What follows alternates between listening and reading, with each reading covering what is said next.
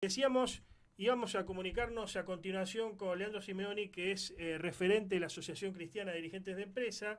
¿Por qué? Porque el Vaticano anunció que va a ser beatificado Enrique Yo, empresario católico, que bueno, va a pasar a la posteridad como el primer, no sabemos si único, ¿no? Pero el primer empresario argentino que va a ser declarado santo. ¿Cómo estás, Leandro? Buenas tardes. ¿Qué tal, Antonio? Buenas tardes a vos y a la audiencia. ¿Cómo estás? ¿Bien? Bien, bueno, ¿cómo tomaste esta noticia de lo de Enrique Yo?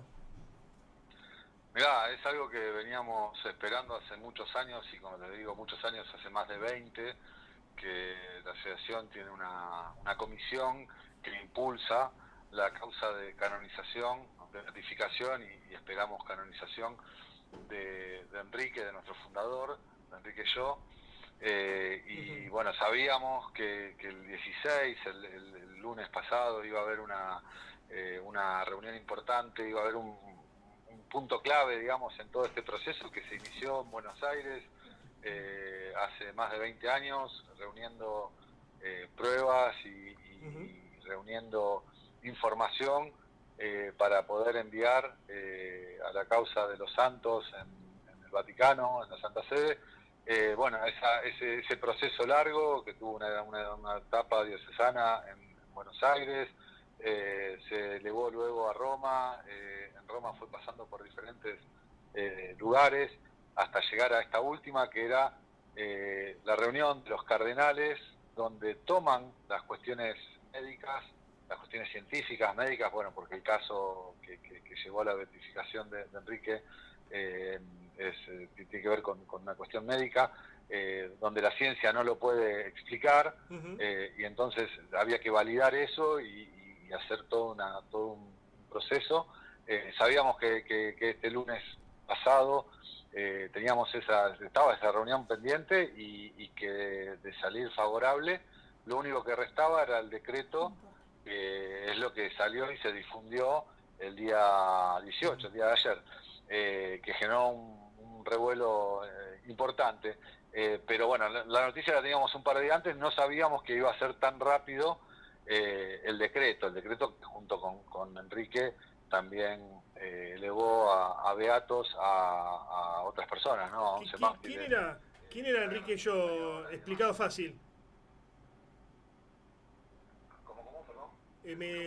¿Me escuchás allí, Leandro? ¿Quién era Enrique Yo? Explicado fácil. Enrique Yo fue un empresario argentino, un marino primero fue oficial de la Marina y luego fue empresario, con una corta vida. Él vivió hasta los 41 años y en esos pocos años en su labor empresaria, que fueron menos de 10, eh, desarrolló un modelo, una forma de gestionar la empresa que hoy, que se ha tenido en cuenta, llamó la atención en su momento. Estamos hablando del año 52 al año 62, que es cuando él fallece. En esa corta parte de su vida, él, a través de sus acciones gremiales y de su trabajo dentro de las empresas que él dirigía, marcó una forma muy disruptiva de trabajar, y disruptiva disruptiva por un montón de conceptos que al día de hoy sobreviven, pero en realidad son tan básicas como que él realmente amaba a sus obreros. Él sentía amor por las personas, él entendía que su rol como dirigente de una empresa, de una importante fábrica, tenía como misión elevar en forma espiritual y material también a sus colaboradores, a las personas que trabajaban ahí, y que tenía que convivir y hacer que esa convivencia sea sana para todos. De hecho, tenía un diálogo muy importante con los sindicatos en una época muy compleja del país. Estamos hablando del 52 al 62, no estamos hablando Bueno, de una época. sobre Enrique te quería preguntar, porque fue encarcelado por Perón, ¿no? Cuando Perón se pelea con la iglesia es puesto preso. Sí, Enrique Yo, sí, ¿cómo era la relación con el peronismo? Que era el movimiento mayoritario y con más llegada al movimiento obrero organizado. sí, él tenía obviamente, por defender a la Iglesia Católica, en ese conflicto de fines del 55, un poco antes de lo que después fue la caída del general Perón, hubo varios dirigentes de la iglesia que estuvieron encarcelados. Él estuvo un mes encarcelado por ese conflicto, pero él, a ver, como empresario, como la mayoría de los empresarios, no de los prebendarios, de los empresarios, entienden que la empresa no se dirige por un gobierno, no se dirige por un signo político. La empresa está antes, durante y después de cualquier persona, de cualquier personalismo que le toque dirigir los destinos del país, de la provincia o de la ciudad, ¿no? O sea, va más allá de la política. Entonces, sí, él tenía un trato cotidiano con los sindicatos y muy bueno, y esto, o sea, no lo digo yo, está documentado y es parte de la causa también, ¿no? Y está documentado, por ejemplo, por Carlos Custer, un dirigente sindical que llegó a ser secretario de la Organización Internacional de Trabajo, que fue contemporáneo de Enrique y fue empleado de Enrique.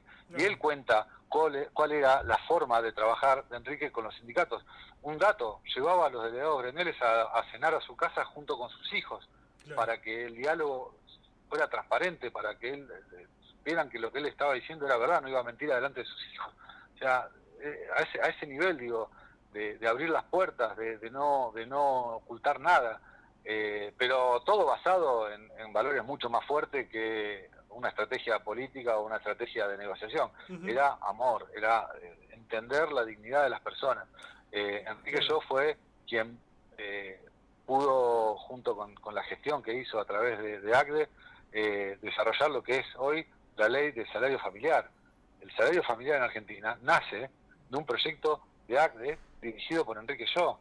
La ley de asignaciones familiares nace de ACDE y de Enrique Yo. Entonces, digo, bueno, él fue el creador de ACDE, ¿no? Y de pensar en el trabajador en esos términos, ¿no? Sí, el trabajador y en este caso en su familia, ¿no? Que no es lo mismo un trabajador que quiere desarrollar una familia que uno que no. Entonces, el esfuerzo que está haciendo por desarrollar una familia hay que apoyarlo, si entendemos a la familia como base de la sociedad. Te decía, él fue creador de ACDE, de la Asociación Cristiana de Dirigentes de Empresa. Sí, fue el fundador y primer presidente. Claro. Así es. Claro. Que se fundó en el año 52. 52. Finalmente, Leandro, sin robarte más tiempo, ¿qué enseñanza nos deja para hoy Enrique Yo en un momento donde prima en el empresariado una visión, si uno quiere, individualista, egoísta en muchos casos, no solamente para con los trabajadores, sino para con los mismos empresarios? El empresario que no resiste este momento histórico tiene que morir, una visión muy darwiniana, ¿no? El que no se adapta o no se reconvierte debe perecer. Esto te lo dicen muchos directamente así. Y lo que tiene que ver con los sindicatos, bueno, van a por una reforma laboral que, a diferencia de otros países donde se han hecho reformas laborales, no se hace en un momento de crecimiento económico, sino se hace en un momento de recesión o casi recesión, que lo que busca es ajustar por el costado más fino de la soga, que es el de los trabajadores. Mirá, primero tenemos un problema muy coyuntural de Argentina desde muchos años a esta parte, que yo no creo, sinceramente, te lo digo, nos conocemos hace muchos años, Antonio, y sabes, yo sobre esto te lo digo personalmente, no creo que sea tan individualista ni tan perverso el empresariado. Lo que sí creo es que está entrenado a sobrevivir.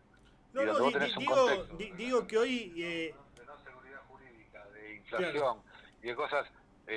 primero tenés que salvar tu empresa. Si no salvas tu empresa, todos tus empleados se quedan sin trabajo, y tu familia también se queda sin sustento. Entonces no es individualismo, sino que es supervivencia. Logramos poner un país ordenado, donde haya cosas que ya no se discutan, que la emisión monetaria es mala, no sea una cuestión a discutir, que la inflación es mala, no sea una cuestión a discutir, que la seguridad jurídica debe ser sólida y no sea una cuestión a discutir. En ese plano, que nos falta mucho y que además no estamos acostumbrados, en ese plano vamos a ver otro tipo de desarrollo empresarial, porque además hoy los empresarios hoy, y te lo digo con conocimiento de causa porque trabajo para empresas y el plan es ese, hoy están hablando de optimizar procesos de eficiencia, de poder competir ¿Por qué? Porque tenemos que mejorar costos, porque tenemos que mejorar salarios, porque tenemos que mejorar procesos. Ya no se tapa con inflación, ya no se tapa con tasa de interés, ya no se tapa con especulación financiera, porque no podés, porque no existe, no hay ninguno de todos esos instrumentos. Entonces, ¿de qué forma podés hacer que tu empresa crezca? Haciendo las cosas mejor. Ese paradigma en Argentina no existió en los últimos, no sé, 40, 50, 60 años, no existe. Hace 60, 70 años que no existe en Argentina pensar en la eficiencia. Siempre se pensó en, bueno, a ver, ¿cómo hacemos? ¿Cuál es hoy? ¿Cuál es el contexto de hoy? Vamos a ver qué pasa hoy, después mañana veremos qué hacemos. Y la inflación encima te jugaba a favor de esas cosas, porque bueno, tengo stock, subo precios, se terminó, no tengo problema. Y después veremos. Entonces, todo eso está desapareciendo, por suerte, y pasamos a ser una economía un poco más normal. Respecto a la reforma laboral, yo creo que, y esto es personal, lo digo a título personal, digo... estoy de acuerdo y acá nadie pretende ir contra los derechos de nadie. Sí es real que lo único que ha logrado la ley laboral es que haya desempleo. Si tenemos el 50% de los trabajadores en la informalidad y donde los únicos que pueden sobrevivir son las empresas más grandes, porque también algo del discurso que está dando vuelta es esto es a favor de los más grandes. No, a los más grandes lo que más les conviene es esto. Al más grande, ¿quién gana mejor sueldo? ¿El que trabaja en una empresa, en una pyme, o el que trabaja en una multinacional? ¿Quién tiene mejores beneficios? ¿El que trabaja en una pyme o en una multinacional? Entonces, ¿qué dicen? ¿Que lo que va es a favor de la multinacional o de la empresa grande? La pyme es la que no sobrevive con esta ley y protege al más grande. El más grande no tiene problema, tiene un ejército de abogados, tiene un flujo que le permite pagar indemnizaciones, pagar cargas sociales, pagar todo el día. El que se ahoga es el que vive del flujo que de esa partecita de plata que entra y que sale todos los días de la empresa, de esa platita tiene que comer él. Bien. Entonces, yo no estoy tan de acuerdo en eso. Creo que hay que hacer un debate serio, un debate en serio, para que todos crezcamos. Acá no queremos que nadie vaya para atrás, todo lo contrario. Pero hace muchos años que está la ley como existe y los resultados son malos. O sea, si tenés el 50% de la gente en la informalidad y tenés un montón de otra gente que ni siquiera busca trabajo porque tiene otras formas de ganarse la vida, entonces, evidentemente hay un problema ahí. Si queremos mirar para otro lado, bueno, seguiremos como estamos y seguirán en esas condiciones, pero va a haber cada vez menos pymes, va a haber cada vez menos emprendimientos y solamente pueden sobrevivir las empresas más grandes que tienen capital, que tienen flujo, que tienen un montón de cosas que les permiten hacer frente a un montón de cuestiones que están mal distribuidas aparte, que están mal distribuidas, porque no podemos pensar que están bien distribuidas. Te agradezco el contacto, Leandro. Gracias a vos, como siempre, un placer poder debatir un ratito con vos, Antonio. Adiós.